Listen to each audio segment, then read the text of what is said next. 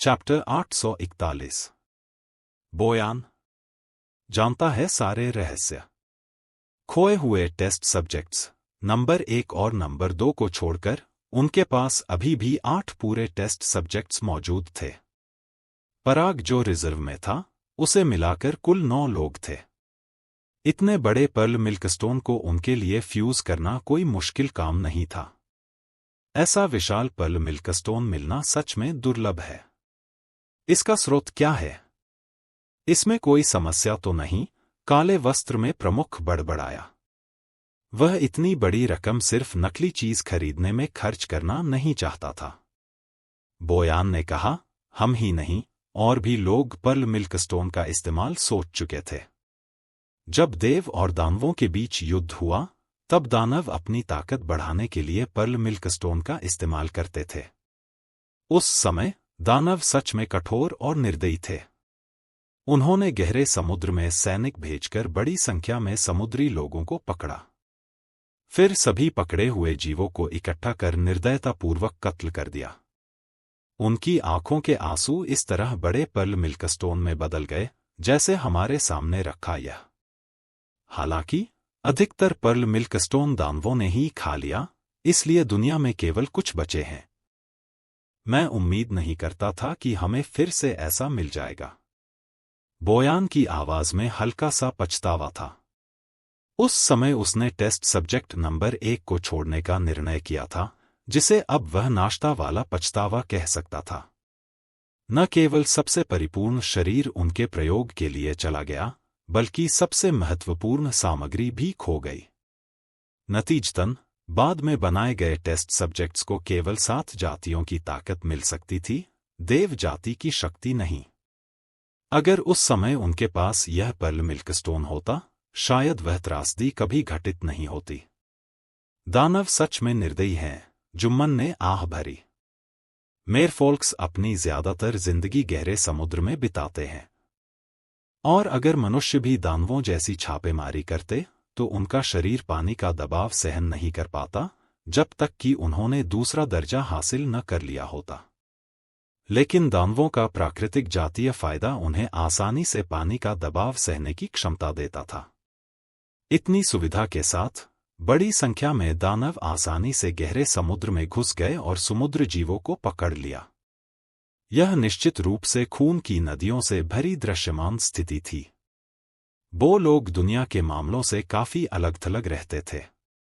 अगर दानव उन्हें बंधक न बनाते, तो वे देव और दानव युद्ध के दौरान समुद्र के तल पर ही रहते और सतही संघर्षों में कोई दिलचस्पी नहीं लेते। लेकिन जब दानवों ने उन्हें पकड़ लिया, उनके पास युद्ध में शामिल होने के अलावा कोई विकल्प नहीं था। वे समुद्र की शक्ति का उपयोग करके देव जाति की मदद करते ताकि सतही क्षेत्र में दानवों को नष्ट किया जा सके। ऐसा कठोर और शक्तिशाली दानव जाति को नरक में भेजा जाना कठिन है, जुम्मन ने कहा। उसे दानव जाति में एक अजीब तरह का उत्साह था, क्योंकि वह मजबूत की तरफदारी करता था।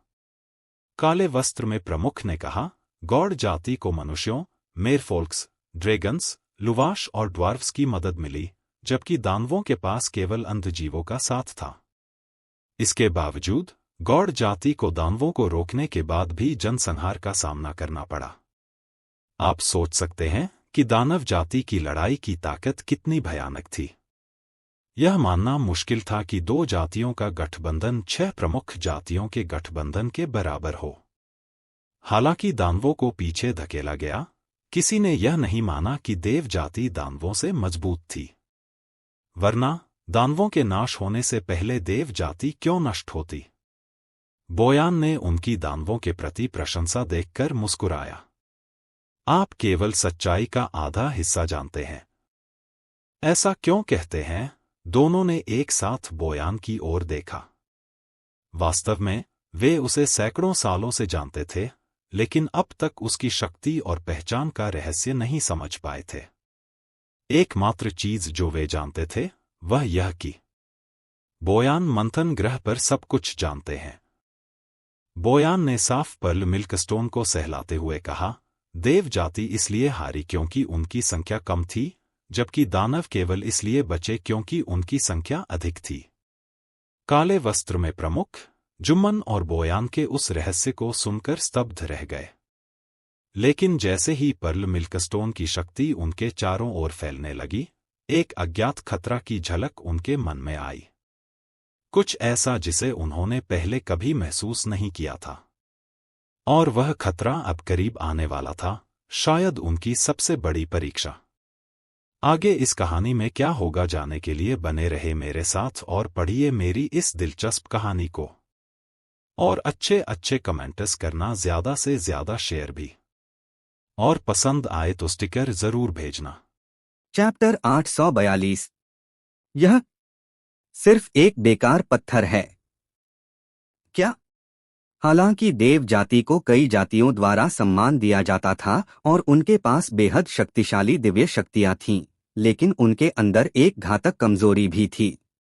उसी एक कमजोरी के कारण भले ही दानव उन पर हमला न करते, फिर भी देव जाति ज्यादा समय तक टिक नहीं पाती। यह सुनकर जुम्मन और काले वस्त्रों में प्रमुख दोनों के चेहरे पर हैरानी साफ दिखने लगी। देव जाति की घातक कमजोरी? दोनों को अपनी ही सुनाई बात पर विश्वास नहीं हो रहा था। वह जाति जो अधोलोक और मंथन ग्रह के बीच के मार्ग को सील कर सकती थी, उसके अंदर भी कोई घातक कमजोरी हो सकती है। बोयान हल्के से मुस्कुराए। उनकी उंगलियां धीरे धीरे मेज पर रखे पर्ल मिल्कस्टोन की चिकनी सतह पर घूमने लगीं। फिर उन्होंने शांत आवाज में कहा, देव जाति शक्तिशाली जरूर थी, लेकिन उनकी संतान पैदा करने की क्षमता बहुत ही कम थी। उनका जीवन काल लंबा था, पर जब मृत्यु आती तो वे भी उससे बच नहीं सकते थे। और उस समय तो हालत और भी खराब हो गई थी। हजारों साल बीत चुके थे, लेकिन देव जाति में एक भी नया बच्चा पैदा नहीं हुआ था। ऐसा लगता था मानो उन्होंने अगली पीढ़ी को जन्म देने की क्षमता ही खो दी हो। इसलिए चाहे दानव जाति युद्ध न भी करती, फिर भी दसियों हजार साल बाद देव जाति खुद ब खुद पूरी तरह समाप्त हो जाती। कमरे में कुछ पल के लिए गहरी खामोशी छा गई। दानव जाति 8 प्रमुख जातियों में सबसे अधिक संतान उत्पन्न करने वाली जाति थी। इसके मुकाबले देव जाति में तो हर साल उनकी संख्या घटती जा रही थी।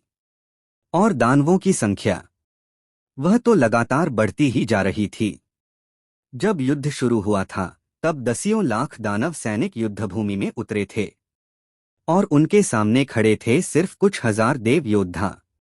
कुछ हजार बनाम दसियों लाख। सुनने में ही यह बात अविश्वसनीय लगती थी। यही असली कारण था कि देव जाति का पतन हुआ। ऐसा नहीं था कि वे दानवों को हरा नहीं सकते थे, बल्कि उनकी संख्या ही बहुत कम थी। अगर देव जाति की संख्या भी दानवों जितनी होती, तो चाहे दानव कितने भी साहसी क्यों न होते, वे कभी मंथन ग्रह पर हमला करने की हिम्मत नहीं करते। क्योंकि 8 प्रमुख जातियों में देव जाति की युद्ध क्षमता सबसे भयानक थी। उसके बाद दूसरे स्थान पर दानव, फिर ड्रैगन, उसके बाद मृत जीव, फिर लुवाश, फिर मरीन और अंत में बोने। और जहां तक मनुष्यों की बात थी, वे तो साफ तौर पर सबसे कमजोर थे। बात करते करते बोयान ने अपनी आंखें बंद कर लीं और धीरे धीरे पर्ल मिल्कस्टोन के अंदर मौजूद एकत्रित शक्ति को महसूस करना शुरू किया। उन्हें पहले उसकी मात्रा का अंदाजा लगाना था, तभी वह उसे सही तरीके से बांट सकते थे। लेकिन कुछ ही क्षणों बाद उनका चेहरा अचानक गंभीर और काला पड़ गया। कमरे का माहौल पल भर में ठंडा हो गया। अचानक बोयान ने भारी आवाज में पुकारा, युवर मिराज। उनकी आवाज में ऐसी नाराजगी और ठंडक थी कि सुनते ही काले वस्त्रों में प्रमुख का शरीर हल्का सा कांप गया। वह उनका असल नाम था। सैकड़ों सालों की जान पहचान में युवर मिराज ने बोयान की ऐसी भयानक नजरें सिर्फ एक बार देखी थीं, जब टेस्ट सब्जेक्ट नंबर 1 गायब हुआ था। युवर मिराज ने घबराकर पूछा, क्या हुआ? बोयान की आंखों में ठंडी चमक थी। उन्होंने दांत भींचते हुए कहा, तुम आखिर खरीदकर क्या लाए हो? अगले ही पल धड़ाम, बोयान ने हाथ में पकड़ा पर्ल मिल्कस्टोन जोर से जमीन पर दे मारा। वह पल भर में टुकड़ों में बिखर गया और बारीक धूल बनकर फर्श पर फैल गया। 5 मिलियन सोने के सिक्कों की कीमत का पत्थर अब सिर्फ बेकार की धूल बन चुका था। यह दृश्य देखते ही युवर मिराज का चेहरा पत्थर की तरह जम गया। क्या हुआ?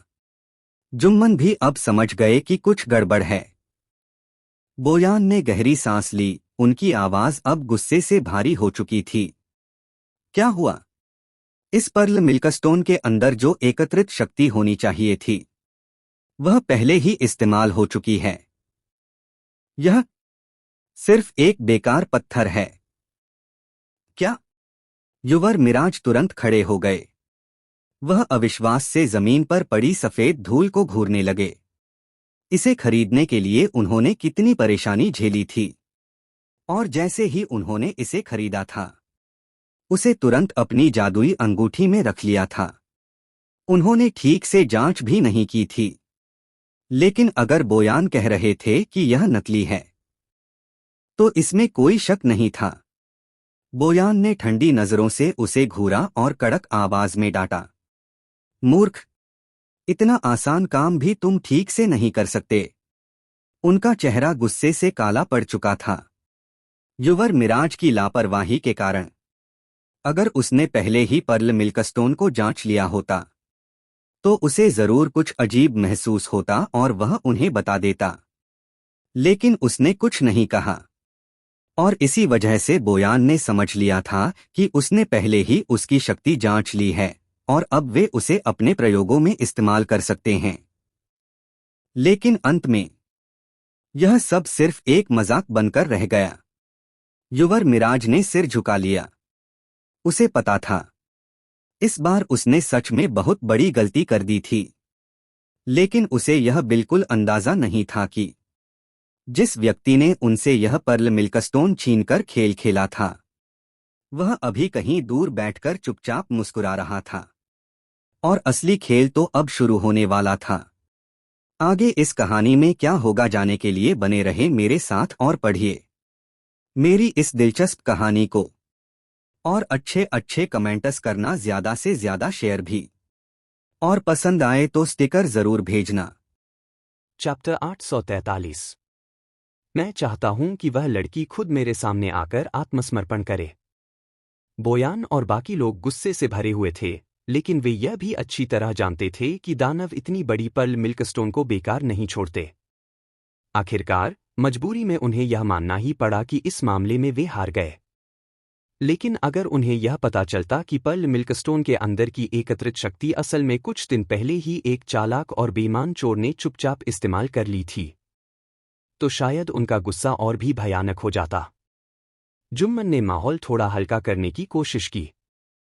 उसने कंधे उचकाते हुए कहा, छोड़ो भी, शायद इसे पहले ही दानवों ने इस्तेमाल कर लिया होगा। इसमें युवर मिराज की गलती नहीं है।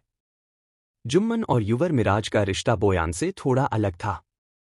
वे दोनों एक तरह से सहपाठी शिष्य माने जा सकते थे, इसलिए जुम्मन सही समय पर उसके लिए बात संभालने आ गया। बोयान ने ठंडी नजर से युवर मिराज को घूरा। हूँ। उन्होंने गुस्से में अपनी आस्तीन झटक दी। फिर ठंडी आवाज में बोले, ठीक है, इस बात को यहीं खत्म करते हैं। लेकिन एक बात बताओ, अखंड सूर्य भूमि की जांच का क्या हुआ? युवर मिराज ने बोयान की तरफ देखा। उसके मन में अजीब सा एहसास उठ रहा था। आमतौर पर बोयान हमेशा बहुत शांत और सौम्य स्वभाव के दिखाई देते थे।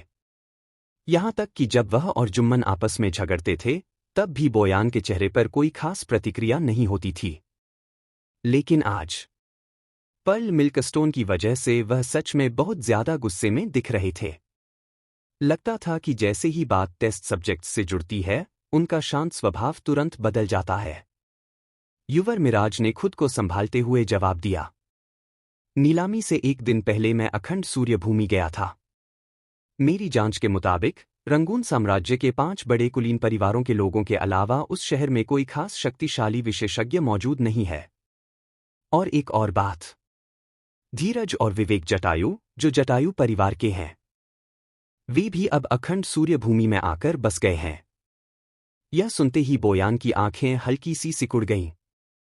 उन्होंने सोचते हुए कहा, जटायु परिवार अगर अपना आधार अखंड सूर्यभूमि में ला रहा है तो इसका मतलब है कि राजधानी में जरूर कुछ बड़ा हुआ है, वरना वे इतना बड़ा कदम कभी नहीं उठाते। फिर उन्होंने युवरमिराज की तरफ देखते हुए कहा, रंगून साम्राज्य में अपने लोगों से कहो कि जांच करें। देखो कि जटायु परिवार के साथ राजधानी में क्या हुआ है। ठीक है। युवरमिराज ने सिर हिलाकर हामी भर दी। उसी समय जुम्मन ने ठोड़ी पर हाथ रखते हुए बोयान की तरफ देखा। वह इस मामले में खास तौर पर निया को लेकर चिंतित था। उसने हल्की मुस्कान के साथ कहा, एक बात कहूं? अब जबकि हमारी पिछली योजना नाकाम हो चुकी है तो हम अखंड सूर्यभूमि के खिलाफ फिर से कोई चाल नहीं चल पाएंगे। नीलामी खत्म होते ही उस शहर की शोहरत आसमान छूने लगेगी। मुझे लगता है आपकी योजना शायद सफल नहीं होगी। उसकी बातों में हल्की चुभन और व्यंग्य साफ झलक रहा था। बोयान ने भौहें सिकोड़ ली। वह अच्छी तरह समझ गए थे कि जुम्मन किस योजना की बात कर रहा है। निया को दबाकर अपने सामने झुकाने की योजना। बोयान ने ठंडी हंसी हंसते हुए कहा, मुझे उम्मीद नहीं थी कि तुम इतने निकम्मे निकलोगे। यह सुनते ही जुम्मन का चेहरा बदल गया, क्योंकि श्राप उसी ने डाला था। लेकिन शहर तो अब भी बिल्कुल सही सलामत खड़ा था। क्या इसका मतलब यह था कि वह काबिल ही नहीं था? जुम्मन ने नाराज होकर कहा, अगर आपको लगता है कि मैं निकम्मा हूं तो क्यों न आप खुद ही जाकर कर लें? अब तक बोयान ने कभी खुद हाथ नहीं उठाया था। ज्यादातर गंदा काम तो हमेशा जुम्मन और युवरमिराज ही करते थे। बोयान ने बेहद शांत स्वर में कहा, जल्दी किस बात की है? जुम्मन हंस पड़ा। जल्दी नहीं? अगर आपने जिद न की होती कि निया को जिंदा रखना है तो मैं कब का अपने लोगों को लेकर अखंड सूर्यभूमि के हर इंसान का सफाया कर चुका होता। वह साफ तौर पर नाराज था, क्योंकि उसने पहले ही लकी से वादा कर रखा था, और अगर वह अपना वादा पूरा न कर पाता तो उसकी प्रतिष्ठा पर असर पड़ता। अगर उसे अपने पुराने तरीकों का इस्तेमाल करने दिया जाता तो उसे इतनी मेहनत करके श्राप डालने की जरूरत ही नहीं पड़ती। बस संगठन से कुछ लोग ले आता और पूरा शहर अराजकता में डूब जाता। बोयान ने ठंडी नजर से उसकी तरफ देखा और धीमी लेकिन सख्त आवाज में कहा, मैंने कहा है कि उसे जिंदा रहना होगा। अगर तुमने अपनी मर्जी से उस पर हमला करने की कोशिश की तो मैं तुम पर भी कोई दया नहीं दिखाऊंगा। जुम्मन ने भौहें चढ़ाई। अच्छा, आप उसे मारना भी नहीं चाहते और मुझे उसे छूने भी नहीं दे रहे, तो आखिर हम करना क्या चाहते हैं? अब उसकी आवाज में साफ नाराजगी थी। बोयान की आंखों में अजीब सी ठंडी चमक उभरी। उन्होंने धीरे धीरे कहा, मारना मेरा लक्ष्य नहीं है। मैं चाहता हूं कि वह लड़की खुद मेरे सामने आकर आत्मसमर्पण करे। इसलिए अभी समय नहीं आया है। उसे पहले अखंड सूर्यभूमि के साथ शिखर तक पहुंचने दो। जब वह अपनी मेहनत से सब कुछ हासिल कर लेगी और फिर उसी पल उसके सामने उसकी हर प्रिय चीज टूटकर बिखर जाएगी, तभी वह असली निराशा को महसूस करेगी। कमरे में अचानक सन्नाटा छा गया, लेकिन उन्हें यह बिल्कुल अंदाजा नहीं था कि जिस लड़की को वे धीरे धीरे निराशा में धकेलने की योजना बना रहे थे वह अभी उसी समय उनकी योजनाओं को उलटने की तैयारी कर रही थी। और अगला कदम ऐसा होने वाला था जो पूरे मंथन ग्रह को हिला सकता था। आगे इस कहानी में क्या होगा जानने के लिए बने रहे मेरे साथ और पढ़िए मेरी इस दिलचस्प कहानी को। और अच्छे अच्छे कमेंट्स करना, ज्यादा से ज्यादा शेयर भी, और पसंद आए तो स्टिकर जरूर भेजना। चैप्टर 844 युद्ध की ललकार। अखंड सूर्य भूमि बहुत तेजी से विकसित हो रही थी। नीलामी खत्म होने के बाद जो मेहमान शहर में रुक गए थे वे भी लगातार 5 दिनों की भागदौड़ के बाद आखिरकार शहर छोड़कर चले गए। लेकिन यह तो बस शुरुआत थी। जल्द ही और भी ज्यादा लोग इस शहर में आने वाले थे। उधर निया भी अब दूसरे शहर पर घेराबंदी की तैयारी शुरू कर चुकी थी। सुधीर और जियान ने पूर्वी शहरों में रहने वाले दानवों से बातचीत की थी, लेकिन उसका नतीजा काफी कड़वा निकला। वे दानव बहुत समय से स्वतंत्र रह रहे थे और उन्हें बिल्कुल भी इरादा नहीं था कि वे आकर निया के अधीन हो जाएं। जहां तक अंधकार तत्वों की बात थी, उसके बारे में उन्होंने सुन जरूर रखा था, लेकिन वे अपने पुराने दिनों को छोड़ने के लिए तैयार नहीं थे, जब वे खुद अपने इलाके के शासक हुआ करते थे। इसलिए उन्होंने साफ साफ सहयोग करने से इनकार कर दिया। पहले जब अखंड सूर्य भूमि के दानव उनसे बातचीत करने गए थे, तब उन्होंने वादा निभाते हुए नीलामी में आने वालों पर हमला नहीं किया था, क्योंकि वे उन दानवों की इज्जत रखना चाहते थे जो वहां आए थे। लेकिन इसका मतलब यह बिल्कुल नहीं था कि वे आकर उनके साथ एक ही झंडे के नीचे खड़े हो जाएंगे। यानी साफ था, निया की नरमी और समझाने वाली बातों का उन पर कोई असर नहीं हुआ। लेकिन निया भी इतनी आसानी से हार मानने वालों में से नहीं थी। उसने मन ही मन तिरछी मुस्कान के साथ सोचा, मजाक मत करो, मैं तुमसे बातचीत सिर्फ इसलिए कर रही थी क्योंकि तुम्हें थोड़ा सम्मान दे रही थी। क्या सच में तुम्हें लगता है कि मैं तुम सबको टुकड़े टुकड़े करने की हिम्मत नहीं रखती? पूर्वी शहर में कुल मिलाकर सिर्फ 40 उच्चस्तरीय दानव, कुछ सैकड़ों मध्यस्तरीय दानव और हजारों निम्नस्तरीय दानव थे। संख्या ज्यादा नहीं थी, लेकिन फिर भी वे झुकने को तैयार नहीं थे। हालांकि निया के लिए यह संख्या तो मानो उसके दांतों के बीच फंसने लायक भी नहीं थी। वह अपने महल में कुर्सी पर आराम से बैठी थी, एक पैर दूसरे पर चढ़ाए हुए। उसके चेहरे पर चालाक और शरारती मुस्कान थी। जाओ, मोहिनी और बाकी सबको बुलाओ। उसके बगल में बैठे पांचों साथी यह सुनकर चुपचाप एक दूसरे की तरफ देखने लगे। फिर उन्होंने मन ही मन पूर्वी शहर के दानवों के लिए शोक मनाया। भाइयों, तुम्हारी किस्मत आज सच में बहुत खराब है। उस दिन दोपहर को निया ने जटायु और पराग को साथ लिया और सीधे पूर्वी शहर की तरफ कूच कर दिया। पीछे पीछे पांचों साथी भी चल पड़े।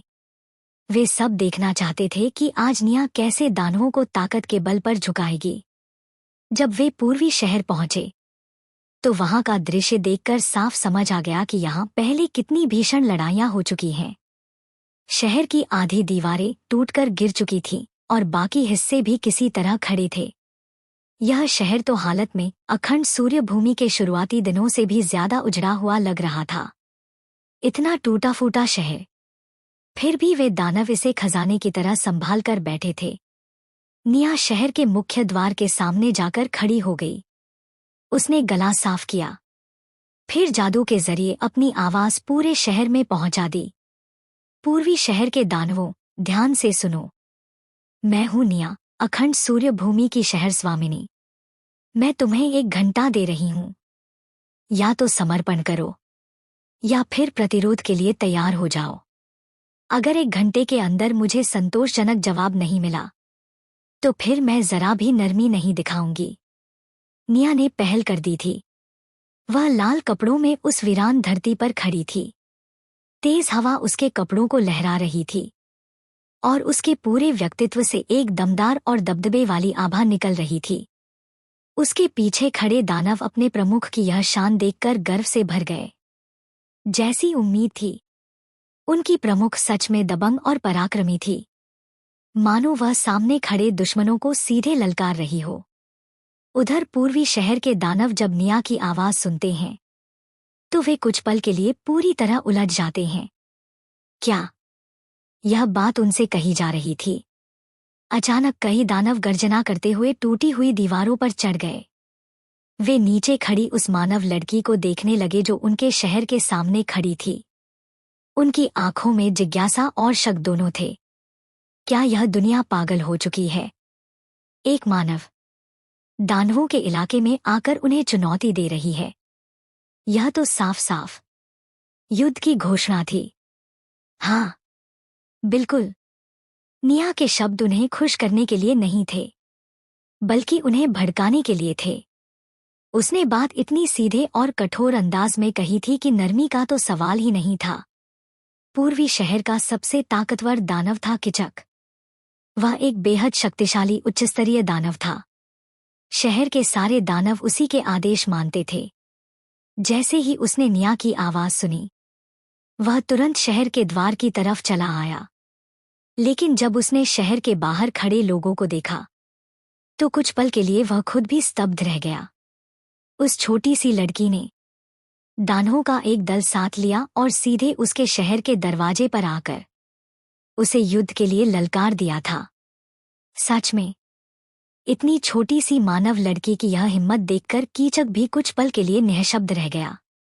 लेकिन उसे बिल्कुल अंदाजा नहीं था कि जिस लड़की को वह अभी हल्के में ले रहा है, वह अगले ही पल ऐसा कदम उठाने वाली थी जिससे पूर्वी शहर के सारे दानवों की अकड़ एक एक करके टूटने वाली थी।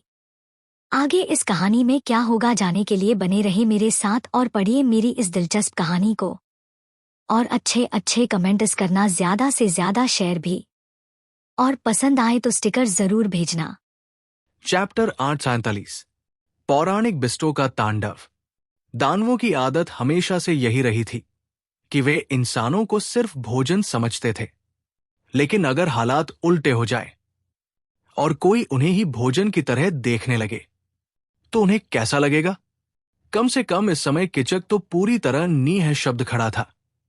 उसने दीवार पर खड़े खड़े निया को घूरते हुए कहा, छोटी लड़की, तुम्हारी हिम्मत तो काबिले तारीफ है कि तुम यहां आकर इतना हंगामा कर रही हो। तो क्या हुआ अगर तुमने अखंड सूर्य भूमि को एकजुट कर लिया है? मुझे नहीं पता वहां के दानव क्यों तुम्हारे आगे झुक गए, लेकिन पूर्वी शहर मेरा इलाका है और मुझे तुम्हारे जैसे मानव बच्चे के साथ घर घर खेलने में जरा भी दिलचस्पी नहीं है। किचक देखने में एक बेहद खूबसूरत दानव था।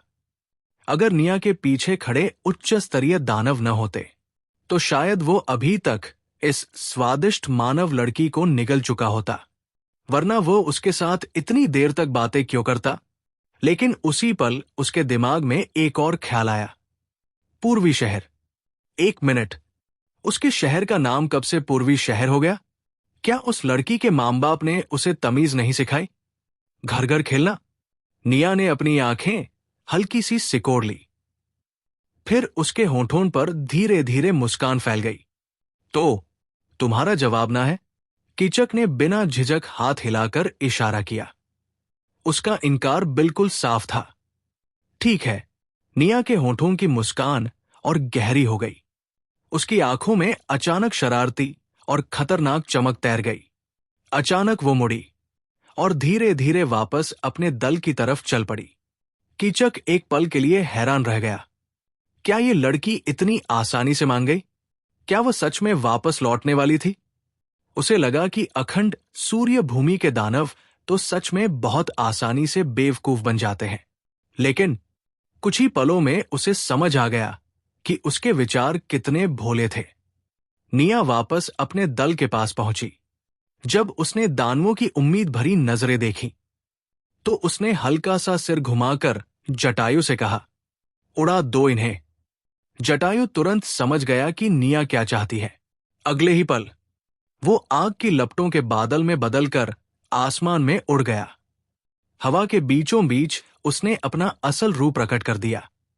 विशाल ज्वलंत पंख फैल गए और इंसान के सिर जितने बड़े बड़े आग के गोले बिजली की रफ्तार से पूर्वी शहर की तरफ बरसने लगे। पलक झपकते ही आसमान से आग की बारिश होने लगी। पूरा पूर्वी शहर एक पल में लपटों के समुद्र में घिर गया। कीचक अभी अपने घर के अंदर कदम भी नहीं रख पाया था कि उसके सामने लाल लाल लपटें भड़क उठीं। ये क्या? अब उसे समझ आया। वो लड़की पीछे नहीं हट रही थी। वो तो सीधे ताकत से समस्या हल करने आई थी। उसी समय निया ने फिर आदेश दिया। आर्यन, यंकेश, यादनेश, तन्मय निझुमी, लश्यांग, सबने एक साथ जवाब दिया। समझ गए। ठीक है, मुझ पर छोड़ दो, कोई दिक्कत नहीं। हाय। बेचारे पांचों साथियों ने एक साथ अपने जादुई जानवरों को बुला लिया। अगले ही पल 5 पौराणिक बीस्ट पूर्वी शहर के सामने प्रकट हो गए। एक ही पल में आसमान का रंग बदल गया।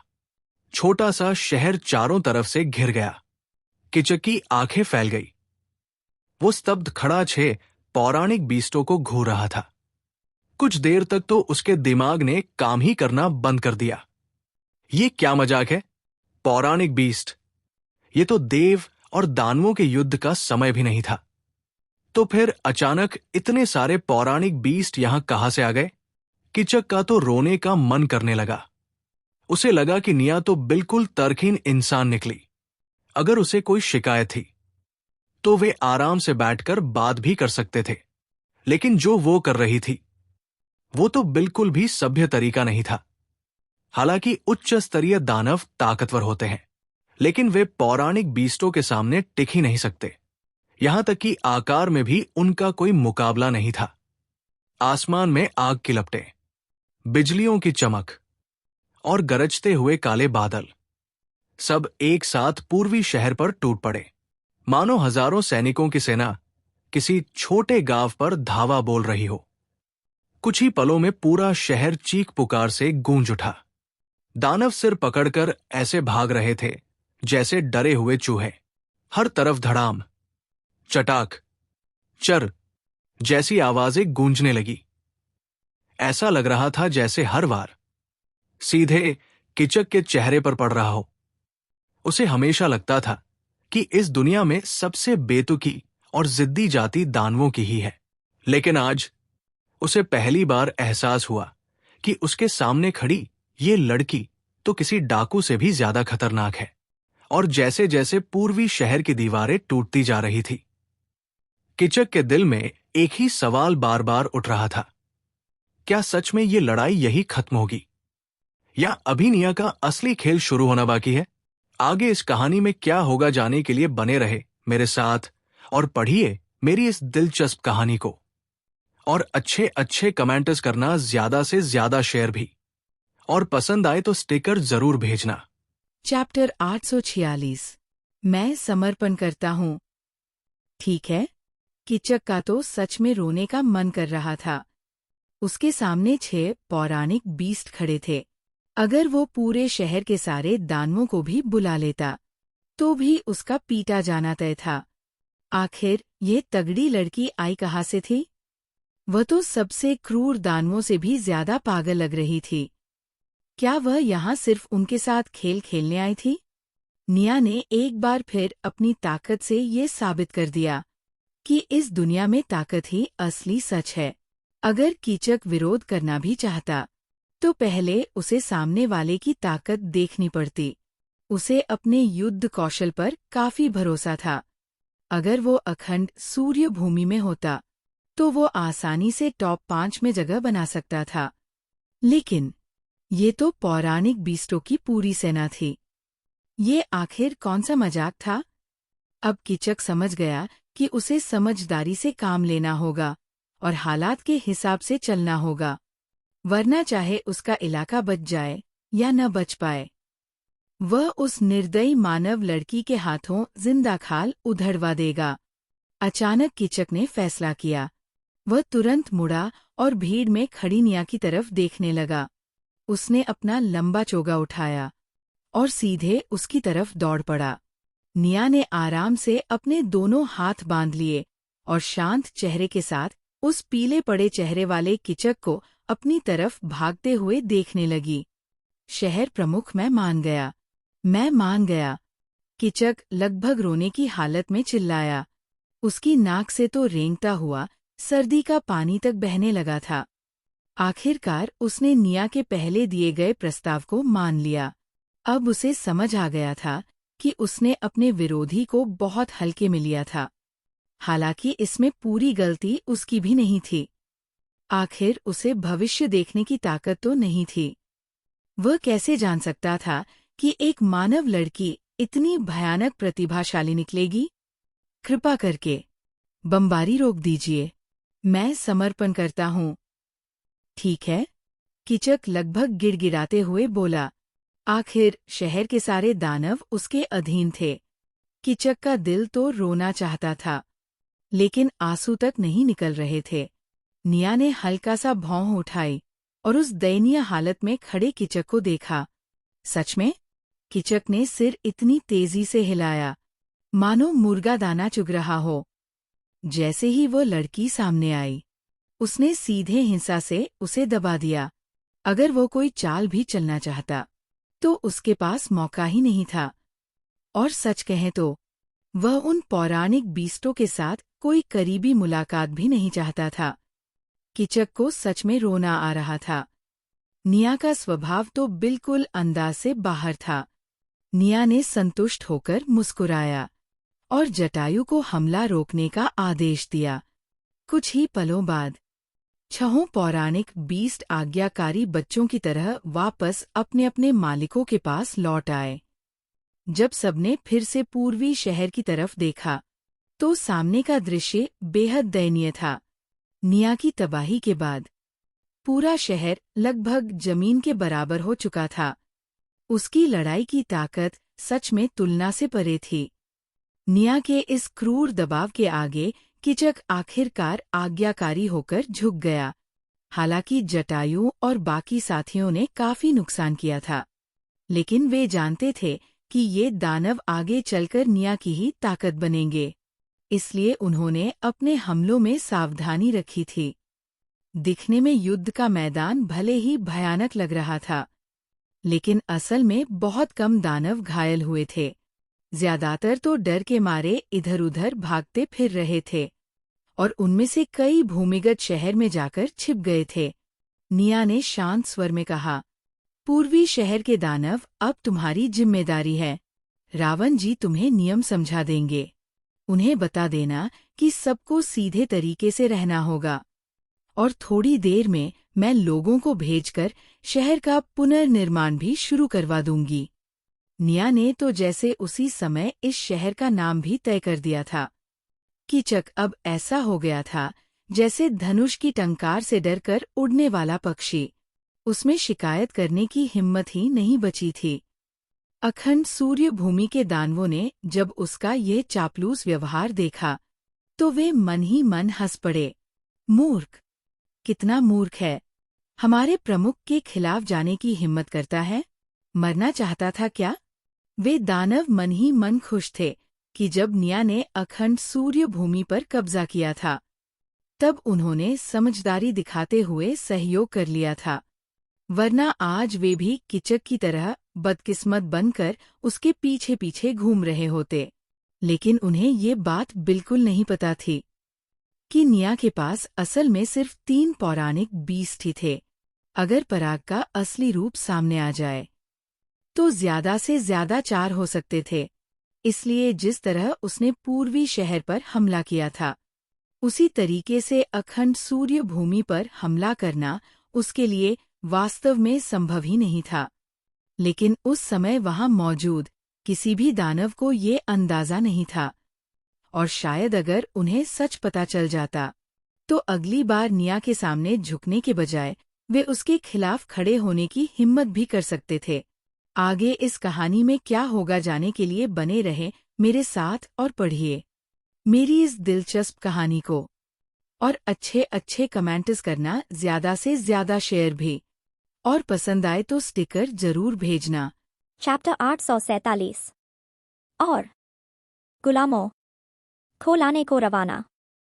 पूर्वी शहर के समर्पण का मतलब था कि निया की अपने क्षेत्र को बढ़ाने की योजना अब आधिकारिक रूप से शुरू हो चुकी थी। कीचक शहर के दानवों को अच्छी तरह जानता था, इसलिए निया का उसे अखंड सूर्य भूमि वापस ले जाकर ट्रेनिंग देने का कोई इरादा नहीं था। लेकिन चूंकि वह सिर्फ लड़ाई के बाद ही काबू में आया था, इसलिए निया उसे अपनी मर्जी से कुछ भी करने की आज़ादी देने वाली नहीं थी। उसने फैसला किया कि पूर्वी शहर के आधे दानवों को अखंड सूर्य भूमि भेज दिया जाएगा और फिर अखंड सूर्य भूमि से 1000 दानवों को पूर्वी शहर में रहने के लिए भेजा जाएगा। इसके साथ ही निया ने जियान और जीवन को शहर की निगरानी के लिए भेजने का निर्णय लिया। अब अगर कीचक कुछ भी गड़बड़ करना चाहता तो उसे पहले 10 बार सोचना पड़ता। हालांकि दानवों का दिमाग सीधा सादा होता है, इसलिए निया को उस बारे में ज्यादा चिंता नहीं थी। असल चिंता सिर्फ एक ही थी कि पूर्वी शहर के दानव धीरे धीरे इंसानों के साथ रहने के आदी हो जाए और उन्हें अब खाने का सामान न समझें। अखंड सूर्य भूमि के दानव इस मामले में काफी अनुभवी थे। वे धीरे धीरे और चुपचाप पूर्वी शहर के दानवों को प्रभावित कर सकते थे। हालांकि अकेले लड़ाई में जियान और जीवन कीचक के बराबर नहीं थे, लेकिन अगर दोनों साथ लड़े तो उनकी ताकत भी कम नहीं थी। इसके अलावा निया ने उन्हें काफी अधिकार दे दिए थे। अगर किचक ज्यादा उछल कूद करता तो वे उसे अच्छी तरह पीट भी सकते थे।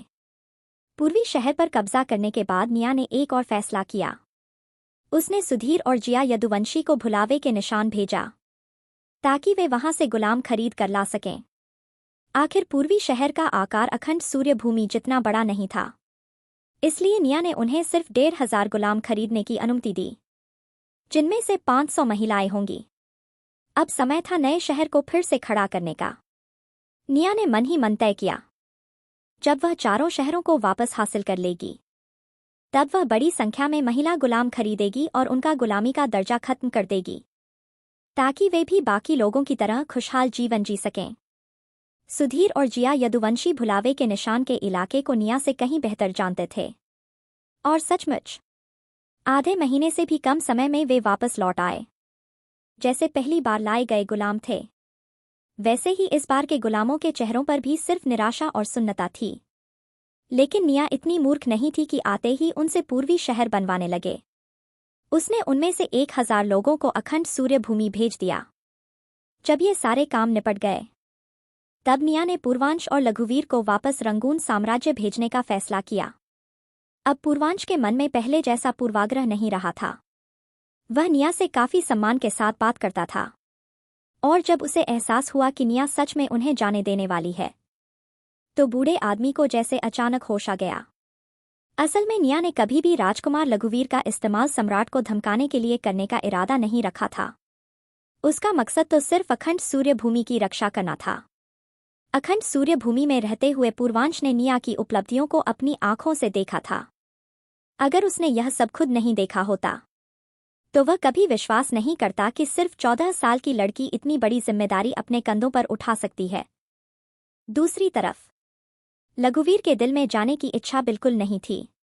उसे अखंड सूर्य भूमि के नागरिकों से लगाव हो गया था, उन मूर्ख लेकिन सच्चे दानवों से भी। और यहां तक कि लघुवीर ने अपनी मुट्ठी कस ली। वह शहर के दरवाजे पर खड़ी उस छोटी सी लड़की को देख रहा था। उसे वह वादा याद था जो उसने मन ही मन किया था कि भविष्य में वह उसे जरूर निभाएगा। पूर्वांश और लघुवीर के जाने से अखंड सूर्य भूमि में कोई खास बदलाव नहीं आया। सिर्फ वे उच्च स्तरीय दानव थोड़ा उदास थे, जो लघुवीर को अच्छी तरह जानते थे। उन्हें वह मानव लड़का काफी प्यारा लगता था, क्योंकि वह बाकी इंसानों की तरह मोटी चमड़ी वाला नहीं था। अगर वे उसे 2-4 बातों से छेड़ देते, तो उसका चेहरा तुरंत लाल हो जाता। दानवों के बीच ऐसी शर्म वाली भावनाएं बहुत कम देखने को मिलती थीं। जब सारी तैयारियां पूरी हो गईं, तब निया ने पहले से तय योजना के अनुसार लोगों को पूर्वी शहर भेज दिया। साथ ही उसने सुधीर और जिया यदुवंशी को नए लोगों की देखभाल की जिम्मेदारी सौंपी। पहले से मौजूद गुलामों को देखकर नए लोगों के लिए भी अपनी नई जिंदगी को स्वीकार करना थोड़ा आसान हो गया था।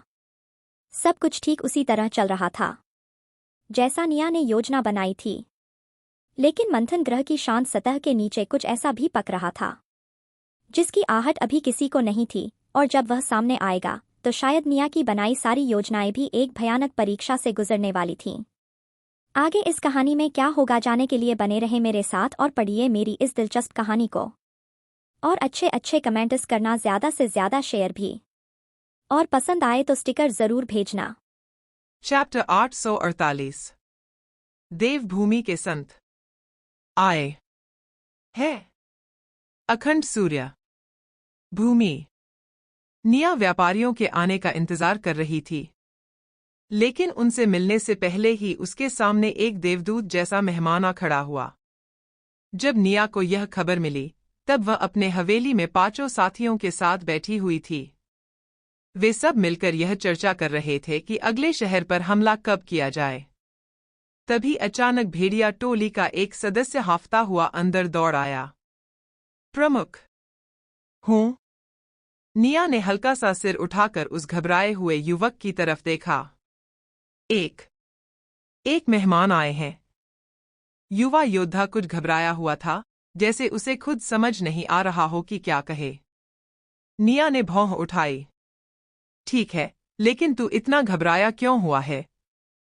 वो वो कोई साधारण मेहमान नहीं है। अच्छा?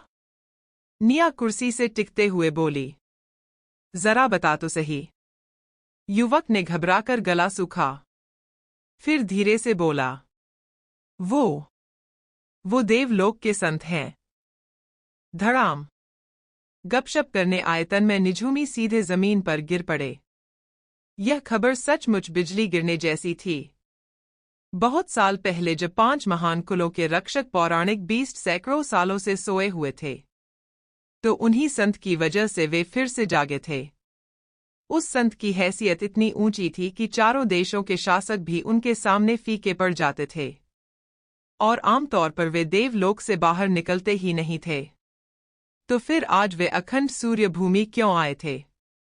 सबके दिमाग में सबसे पहला ख्याल यही आया, कहीं वो बूढ़ा पूर्वांश अपना वादा तोड़कर राज उजागर तो नहीं कर गया? मंथन ग्रह में देवलोक की छवि पवित्र और अछूती मानी जाती थी, और वे दानवों से बेहद नफरत करते थे। दानवों को मारना तो जैसे उनका सबसे पसंदीदा काम था। अब ऐसा संत अचानक वीरान भूमि में प्रकट हुआ था, जहां चारों तरफ दानव ही दानव थे। तो सबके दिमाग में एक ही बात आई, देवलोक शायद युद्ध शुरू करने वाला है। अगर यह पहले का समय होता तो निया को इससे कोई खास मतलब नहीं होता, लेकिन अब पूर्वी इलाके के सारे दानव उसके भविष्य के अधीन लोग बनने वाले थे, और वह किसी को भी अपनी योजना बिगाड़ने नहीं देने वाली थी। निया तुरंत खड़ी हो गई। उसने 5 साथियों की तरफ देखा और बोली, चलो मेरे साथ। फिर उसने पराग की तरफ देखा। पराग, जाकर रावण और बाकी सबको बता दो, अभी कुछ समय तक जमीन के ऊपर मत घूमना। सब लोग भूमिगत शहर में चले जाए और वहीं इंतजार करें। संत अखंड सूर्य भूमि क्यों आए थे? यह बात चाहे जो भी हो, लेकिन अगर दानवों का सामना उनसे हो गया, तो यह निया के लिए सीधा घातकवार साबित हो सकता था। निया ने रंगून साम्राज्य के राजकुमार लघुवीर और राजगुरु को नुकसान पहुंचाने की हिम्मत तो कर ली थी, लेकिन देवलोक के संत के सामने यह तो मजाक ही होता। देवलोक मंथन ग्रह का सबसे भयानक और शक्तिशाली संगठन था।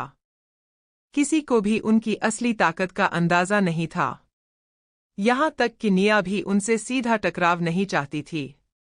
देवलोक का नाम ही इतना बड़ा था कि पूरे मंथन ग्रह में लोग उनका सम्मान करते थे। यहां तक कि चारों देशों के शासक भी उनकी बराबरी नहीं कर सकते थे। अगर देवलोक ने निया को अपराधी घोषित कर दिया, तो वह पूरे मंथन ग्रह की सबसे बड़ी खलनायिका बन जाती। पराग ने तुरंत निया के आदेश के अनुसार दानवों को संदेश भेज दिया।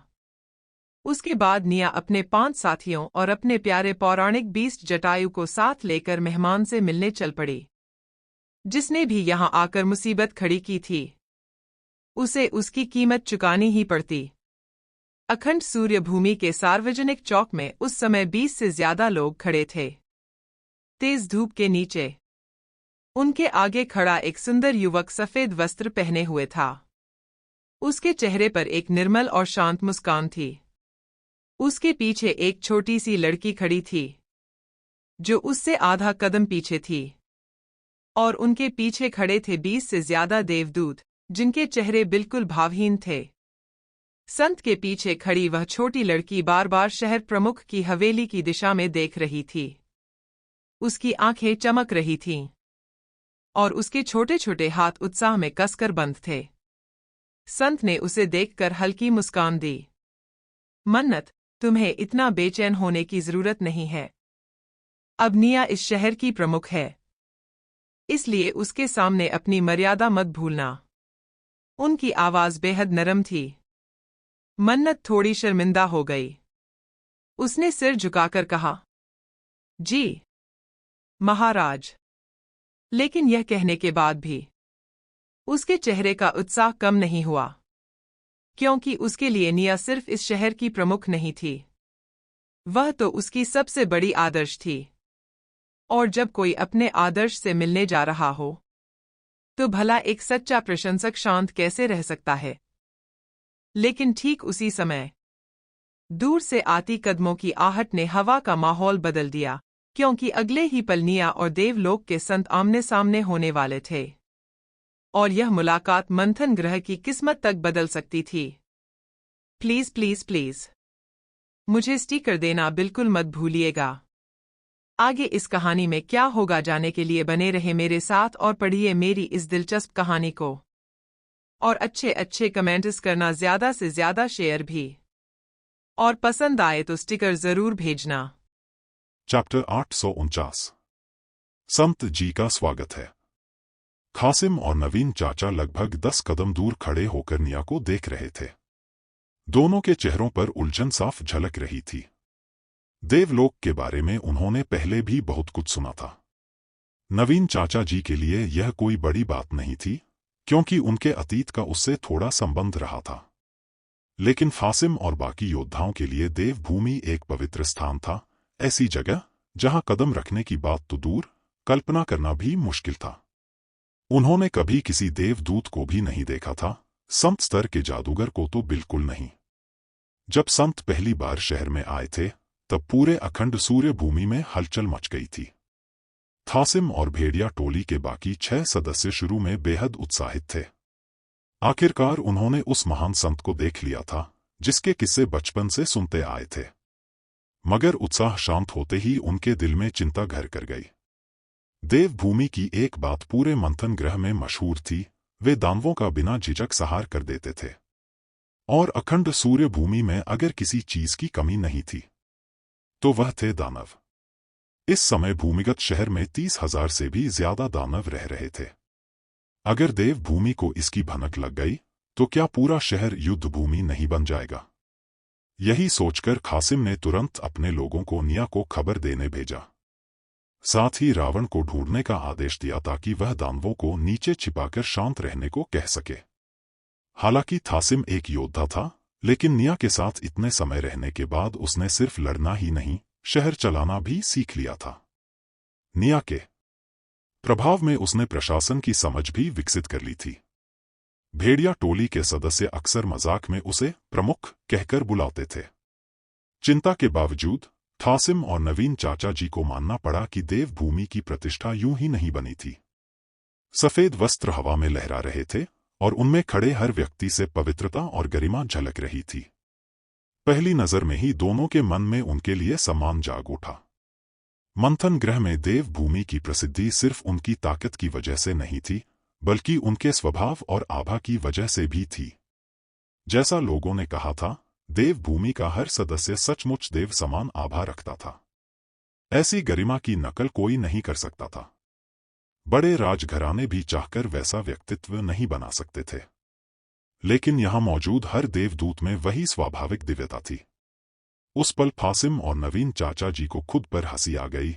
उन्हें लगा जैसे वे गांव के सीधे सादे लोग हों जो पहली बार दुनिया देख रहे हों। अगर निया उनके मन की बात सुन लेती, तो शायद दोनों की अच्छी खबर लेती। निया अपने छोटे से दल के साथ जल्दी जल्दी सार्वजनिक चौक की ओर पहुंची। जब संत ने 5 महान परिवारों के पौराणिक बीस्ट जगाए थे, तब लश्यांग को छोड़कर बाकी सब उनसे मिल चुके थे। लेकिन इस बार उनसे दोबारा मिलते हुए सबके मन में अलग अलग भाव उमड़ रहे थे। निया बस यही चाहती थी कि संत यहां कोई मुसीबत लेकर न आए हों। निया ने हल्की मुस्कान के साथ आगे बढ़कर कहा, मुझे पता नहीं था कि संत जी स्वयं यहां आएंगे।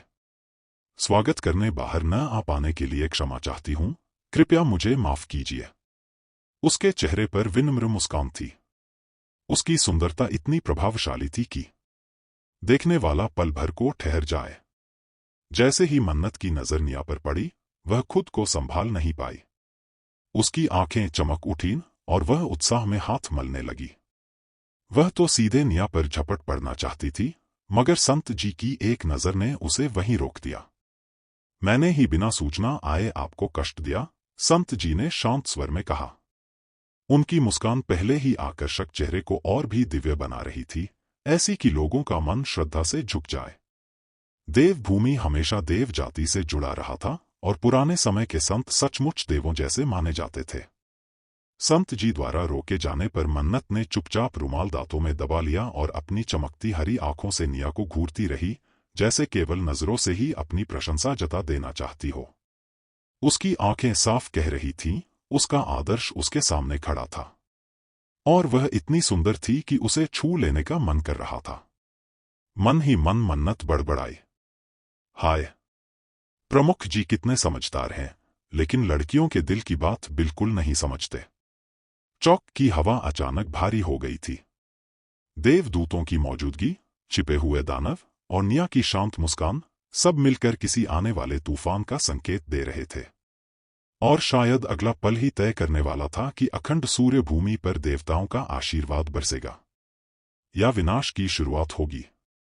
आगे इस कहानी में क्या होगा जानने के लिए बने रहे मेरे साथ और पढ़िए मेरी इस दिलचस्प कहानी को। और अच्छे अच्छे कमेंट्स करना, ज्यादा से ज्यादा शेयर भी, और पसंद आए तो स्टिकर जरूर भेजना। चैप्टर 850 संत की चेतावनी। शायद मन्नत की नजर कुछ ज्यादा ही तीखी थी, तभी आखिरकार निया का ध्यान उस पर गया। उसे देखते ही निया थोड़ी चौंक गई। ये वही लड़की नहीं थी जिसने शौर्य एकेडमी में सबके सामने अजीब सा ऐलान किया था। लेकिन वह देवभूमि के लोगों के साथ क्या कर रही थी? निया की मन्नत के प्रति कोई बुरी राय नहीं थी, मगर जिस तरह वह उसे लगातार घूर रही थी, उससे निया के रोंगटे खड़े हो गए। उसे पूरा यकीन था कि निया की पहचान में उसकी मन्नत से पहले कभी मुलाकात नहीं हुई थी। फिर ये लड़की उसे इतनी खुली नजरों से क्यों देख रही थी? दिल में सवाल थे, मगर चेहरे पर उसने जरा भी शक नहीं आने दिया। निया ने विनम्र स्वर में कहा, संत जी, इतनी लंबी यात्रा करके आए हैं, कृपया सिटी प्रमुख निवास में विश्राम कीजिए। चाहे निया को देवभूमि के लोगों से कितनी भी सावधानी क्यों न रखनी पड़े, अभी उन्हें मना करना संभव नहीं था। असल में वह उन्हें अपने नियंत्रण में रखना चाहती थी, सिटी प्रमुख निवास में, ताकि वे इधर-उधर घूमते हुए कहीं दानवों के निशान न ढूंढ लें। अगर ऐसा हुआ तो मुसीबत खड़ी हो जाती। धन्यवाद। संत जी ने कोमल नजर से निया की ओर देखा और हल्का सा सिर हिलाया। कृपया। निया ने देवभूमि के पूरे दल को अंदर आमंत्रित किया। पांचों दोस्त भी संत जी से सौहार्दपूर्ण नजरें मिलाने के बाद उसके साथ चल पड़े। शहर प्रमुख निवास पहुंचने पर संत जी मुख्य आसन पर बैठे, जबकि निया बगल में बैठ गई। निया ने मेज पर उंगलियां हल्के से टिकाईं, चेहरा शांत रखा और बोली, क्या मैं जान सकती हूँ कि संत जी यहाँ किस उद्देश्य से आए हैं? यदि आपको किसी सहायता की आवश्यकता हो तो मैं पूरी कोशिश करूंगी। एक आदर्श मेजबान की तरह उसका व्यवहार बिल्कुल संतुलित था। संत जी हल्के से मुस्कुराए। निया के गंभीर चेहरे को देखकर उनकी आंखों की मुस्कान और गहरी हो गई। उन्होंने कहा, वीरान भूमि दूरस्थ क्षेत्र में है। हाल ही में दानव बिस्टों की गतिविधियों में अजीब बदलाव दिखाई दिए हैं। मेरे अनुमान से 100 वर्षों में एक बार आने वाली बिस्ट लहर जल्द ही आने वाली है, इसलिए मैं स्वयं स्थिति देखने आया हूँ। दानव बिस्ट दानवों से अलग होते थे। दानवों के अलग अलग स्तर और सोच होती थी, और ऊंचे स्तर के दानव बुद्धिमान जीव बन सकते थे। लेकिन दानव बिस्ट बिल्कुल अलग थे। वे भी शैतानी क्षेत्र से आए थे और कुछ हद तक मानव दुनिया के जादुई जानवरों जैसे थे, मगर उनका स्वभाव बेहद क्रूर था। उन्हें सिर्फ हत्या और रक्त पसंद था। ऊंचे स्तर के होने पर भी वे इंसानी रूप नहीं ले सकते थे। वे असली जंगली जानवरों जैसे थे, जिनकी क्रूरता को केवल खून और शिकार ही जगाता था। जब दानव जाति भूमिगत चली गई थी, तब मानव दुनिया का मार्ग बंद कर दिया गया था। मगर उनके साथ आए दानव और दानव बिस्ट यहीं रह गए। निया दानवों को अपने अधीन करने का विचार रखती थी, लेकिन दानव बिस्टों के लिए उसके मन में सिर्फ एक शब्द था, मारो। वे निर्दयी थे, बुद्धि कम थी और पागल जानवरों की तरह हर चीज पर हमला कर देते थे। यहाँ तक कि अपने ही मूल के दानव भी उनके निशाने से नहीं बचते थे। उनकी तुलना में दानव भी शांत स्वभाव के लगते थे। सबसे डरावनी बात यह थी कि उनकी शारीरिक शक्ति और क्रूरता जादुई जानवरों से कहीं अधिक थी। अगर समान स्तर का दानव बिस्ट और जादुई जानवर लड़े तो जादुई जानवर की हार तय थी। और सबसे बड़ी समस्या, वे हमेशा झुंड में रहते थे। दानवों के पीछे हटने के बाद वे वीरान भूमि में ही टिके रहे और बाहर नहीं निकले, वरना उनका विनाश दानवों से भी ज्यादा भयानक होता। चारों देशों ने हमेशा कोशिश की कि दानव बिस्टों को उकसाया न जाए। वीरान भूमि सिर्फ दानवों की वजह से नहीं छोड़ी गई थी, बल्कि दानव बिस्टों के कारण भी। वे वीरान भूमि के दक्षिण पूर्व में एक विशाल अंधकार वन की गहराइयों में रहते थे। वहां इतना बड़ा जंगल था कि उसका अंत देखना असंभव था। दानव बिस्ट बहुत कम बाहर आते थे, मगर वह जंगल पूरी वीरान भूमि का निषिद्ध क्षेत्र माना जाता था। यहाँ तक कि दानव भी वहां जाने से बचते थे। इंसानों की तो बात ही अलग थी। अगर वे उसी जंगल में शांत रहते तो कोई समस्या नहीं होती, लेकिन हर 100 साल में उस जंगल से दानव बिस्टों का झुंड पागलों की तरह बाहर निकलता था। वे सिर्फ वीरान भूमि के दानवों और इंसानों पर ही हमला नहीं करते थे, बल्कि चारों देशों की सीमाओं तक तबाही मचा देते थे। कमरे की हवा अचानक भारी हो गई। निया की आंखें हल्की सी सिकुड़ी, क्योंकि उसे महसूस हो चुका था कि इस बार आने वाली बिस्ट लहर शायद पहले जैसी नहीं होने वाली, और शायद अगली खबर वही होगी जो तय करेगी यह सिर्फ एक चेतावनी है या पूरे मंथन ग्रह पर आने वाले महाविनाश की शुरुआत। आगे इस कहानी में क्या होगा जानने के लिए बने रहे मेरे साथ और पढ़िए मेरी इस दिलचस्प कहानी को। और अच्छे कमेंट्स करना, ज़्यादा से ज़्यादा शेयर भी, और पसंद आए तो स्टिकर ज़रूर भेजना।